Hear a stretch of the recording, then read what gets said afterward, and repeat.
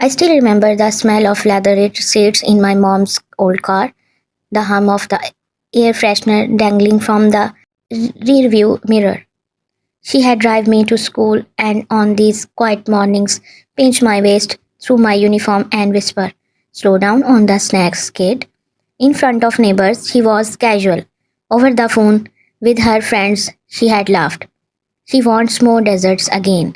But in private, silence. My reaction? I burst my shame each time. I had gripped my notebook harder and pretend I had not hair until I could no longer feel. My second grade, I was counting calories because I believed her. I believed that little voice more than the ones inside me telling me I mattered. At 16, I remember shopping for prom with my mom and Caroline. I had a pretty lilac dress from the junior section. My mom's eyes flicked at it and she said, "Too tight, too young, not your size, sweetheart." My face burned. Caroline snickered. I passed the dress to the rack, found a size up in a bland, baggy gown. I knew it was too big, but didn't dare mention it. That night at prom, I stood awkward in a room of elegant girls, my dress blurred against the draped walls, while Caroline spun in lack and laughter. I found comfort in shadows that night. I don't text my mom about the fun. I text her, "You were right." When I graduated college, I moved cities for a job. I wanted to disappear from her comments even for a little while. But my mom called from a middle of the night chat during its final week. She said, "You look tired. You have gained weight." It was not a question, it was a sentence. I stared at my reflection on my apartment window and suddenly felt 10 years older. At work, even I wore a sleek black dress for confidence. My mom's text read, "That blouse hides the belly well. Smart choice." Before I could smile, I felt shrink. Your mother's judgment is not just words, it's gravity. I had a first daughter when I was 27, second by 29. Parenthood made my body change once again. Softness redefined every curve, and my mother took note. One holiday brunch, she leaned over and patted my belly hard, in front of cousins and my husband, still carrying that baby weight or not we. She laughed and everyone joined in. My husband squeezed my hand, sympathetic but powerless. Later, at home, I stood in my closet and stared at a maternity top long donated, but her voice still echoed. "You are letting yourself go." Walking into the hallway, Walking into the hallway mirror one evening, I noticed dark circle, deeper cheeks, but mostly I noticed her reflection in front. One reflection, I saw the shape of fear lost. Lost time parenting, pretending she was right. Lost sleep trying to shrink. Lost confidence in the woman I was. My first clenched. I was not rake at my body. It was rag at her voice. I kept replying. I made a decision. Not revenge, just identity.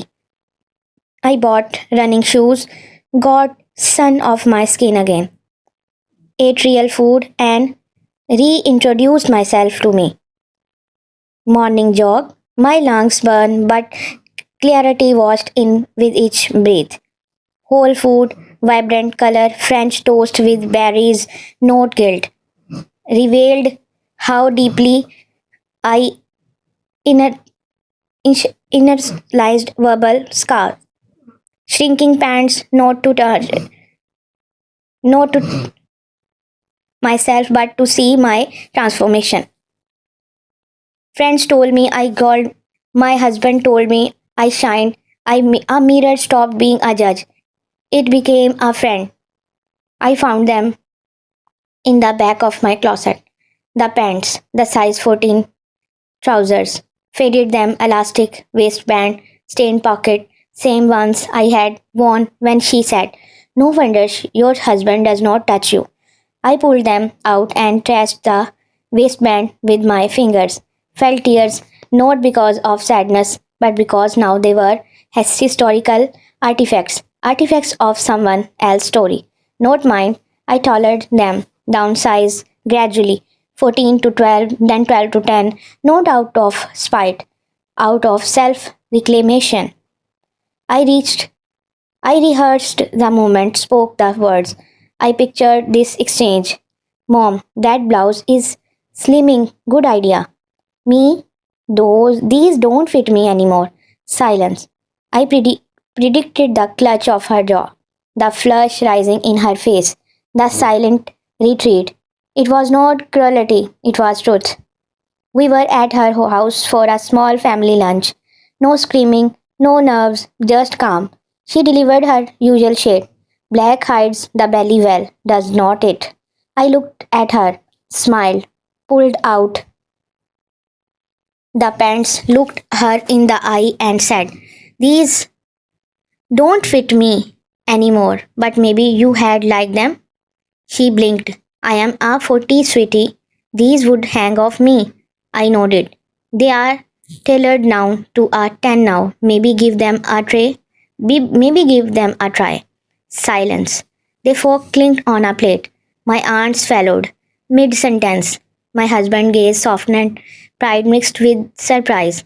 Mom took the bag, walked away without a word. He returned minutes later, quiet stock. No confrontation, no insult thrown. 4 days, nothing. The air between us was not awkward, it was absent, as if the conversation died and just stayed dead. I realized she had finally lost access to my body as someone to belittle. She never she never commented on my weight again. I found a photo of her in a dusty box weeks later, 20 something, thin face, hollow eyes, not glamorous, not radiant, just empty. I realized she was not punishing my body, she was fighting her own fear of aging, invisibility, being judged. So she punished me first. But that path, it ends at therapy. It ends at reflection. It ends never at forgiveness earned. I wrote it down. You taught me that my body was never good enough, but I am done using my shape to reflect your insecurity. I am done erasing my joy so you can feel visible. Let this be my freedom, not because I am better than you, because I deserve better from you myself. I never sent it because some letters are just meant to fit the weight of your chest. I was invited to speak about self esteem at a local school. A teenage girl asked, "But what if the person tearing you down is your mom?" I looked her in the eyes and said, "Then your real job is to become the woman you needed when you were young." The entire room shifted. I know she needed to hear repurposed strength. That day I owned my story. No shame, no apology, just growth. My mom lost her weapon. I found mine. I found mine identity. She saw strength where she aimed to see weakness. No confrontation, no drama, no presence. I won my peace. I conquered my reflection. You don't owe silence to someone who shamed your soul. You don't have to shrink to fit their vision of you.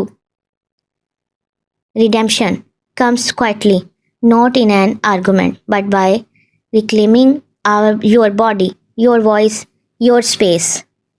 If this story reminded you of someone who tried to make you feel small, leave a fire sign in the comments.